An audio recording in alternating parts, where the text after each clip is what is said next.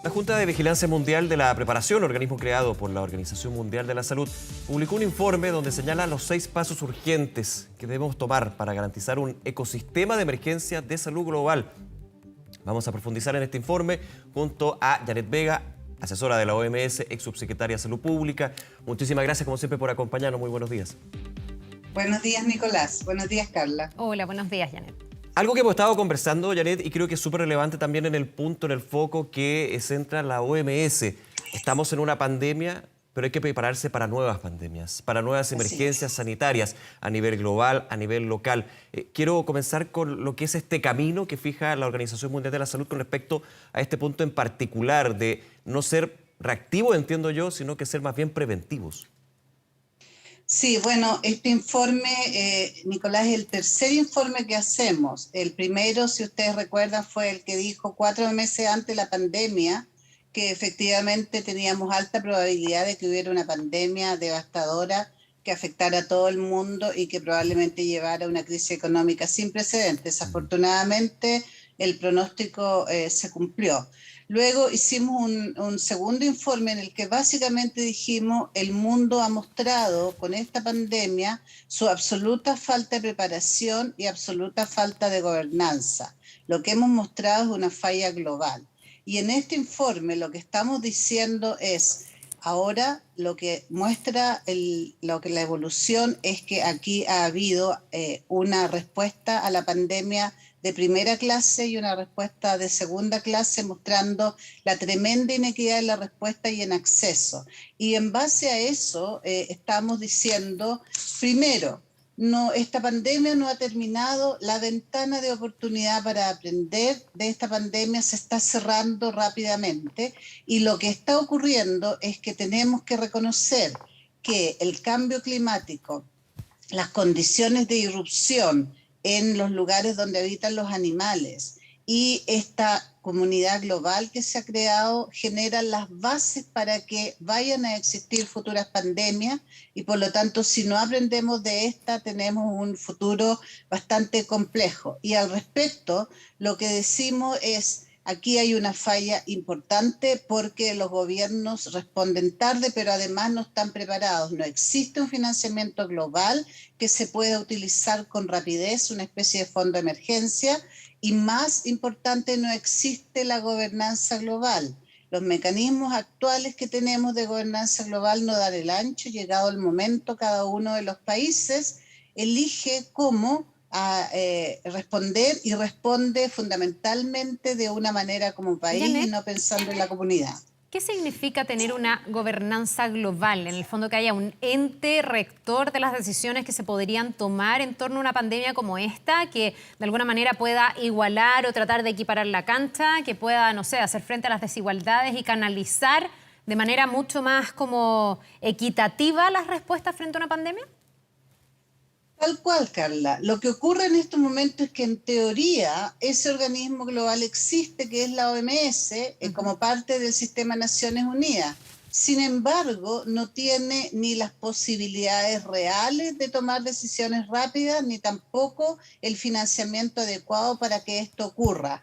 En la práctica, lo que estamos diciendo es tenemos de la misma manera que hay un seguimiento del cambio climático y hay los países que tienen compromisos al respecto y se siguen, tenemos que generar un mecanismo de esa manera, porque si no lo hacemos vamos a tener más pandemias, vamos a seguir con efectos muy importantes en todo el mundo y por lo tanto esta es una situación que no podemos seguir ignorando o haciendo que no existe. Ahora, esto apunta a tener una coordinación y un ente en el fondo que pueda aunar, unificar las miradas en torno a una pandemia. Pero, ¿qué pasa con la preparación de ese mismo organismo? Porque, y usted me puede corregir o puede tener otro punto de vista, pero yo recuerdo al comienzo de la pandemia también era bien errático de pronto la información que llegaba desde la OMS. O sea, sí a las mascarillas, no a las mascarillas, sirven, no sirven, sí, miren, va a haber vacuna, no, miren, no va a haber vacuna. La verdad es que creo que también costó desde la OMS liderar esta pandemia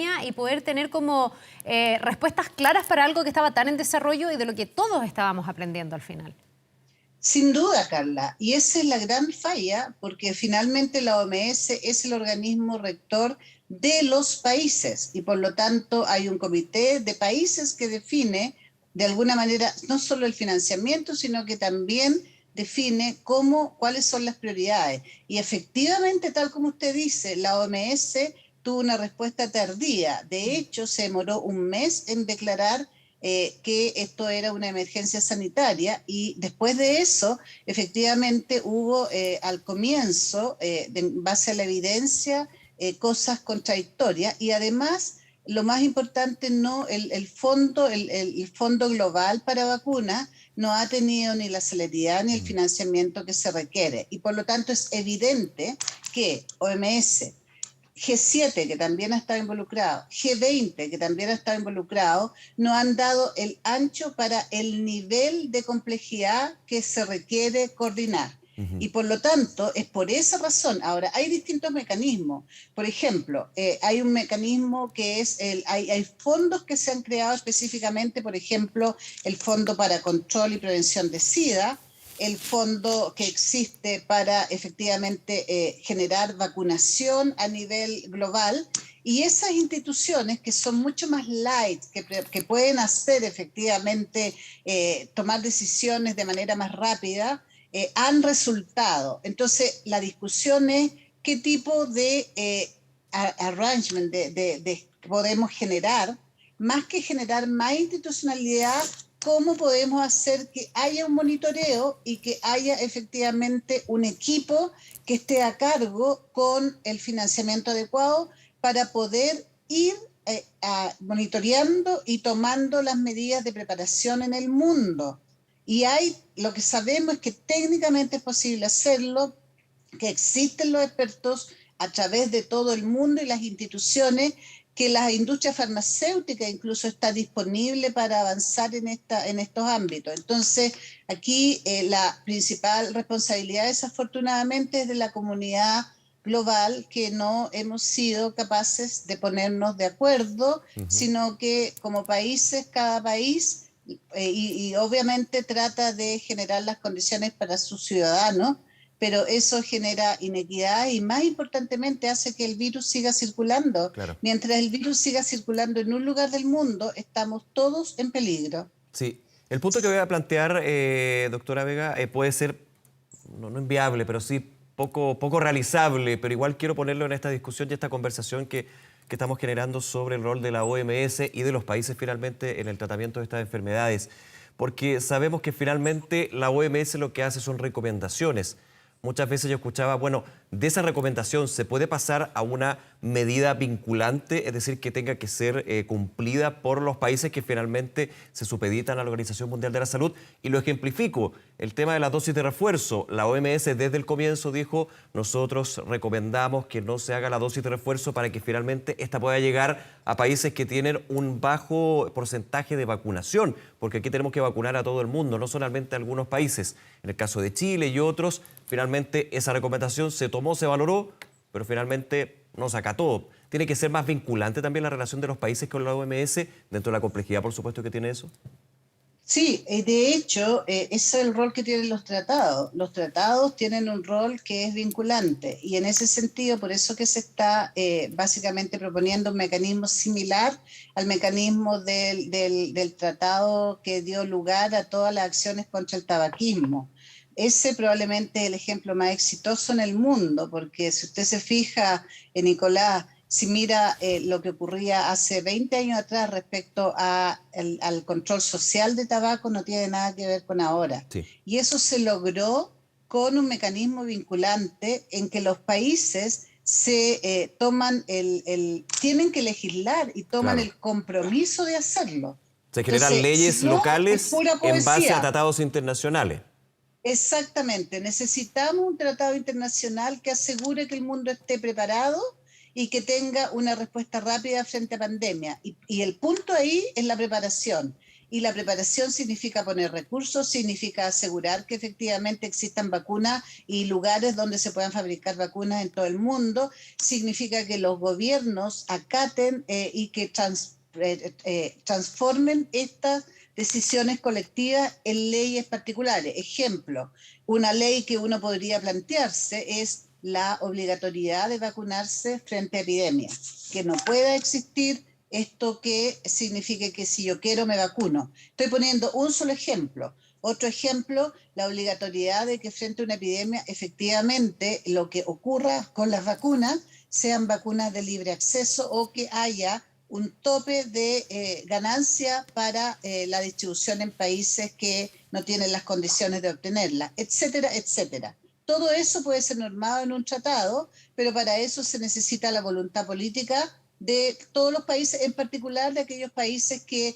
independientemente del daño que puedan sufrir, también tienen un boom de su economía, por ejemplo, porque son capaces de desarrollar rápidamente una vacuna, por ejemplo, porque son capaces de desarrollar rápidamente drogas que permitan tratar estas enfermedades. Sí, yo justo le iba a preguntar por eso, por cuál cree usted que es el piso y la voluntad que tienen los países, porque aquí aunar es difícil, si uno lo piensa desde un punto de vista así casi geopolítico, geoestratégico, no es tan fácil. Pensemos que todo esto parte en China, un país que además ha entregado súper poca información respecto del origen de la enfermedad, que tuvo además sus propias políticas, un país muy cerrado, que no sé hasta qué punto está dispuesto a legitimar un rol como superior o que rija las decisiones de un ente como la OMS. Y así podría haber otros países también, y me imagino una discusión interna en los países de si pudiera haber directrices que vayan por sobre lo que decide cada uno dentro de su autonomía. ¿Hay piso real para que esto pudiera funcionar, Janet?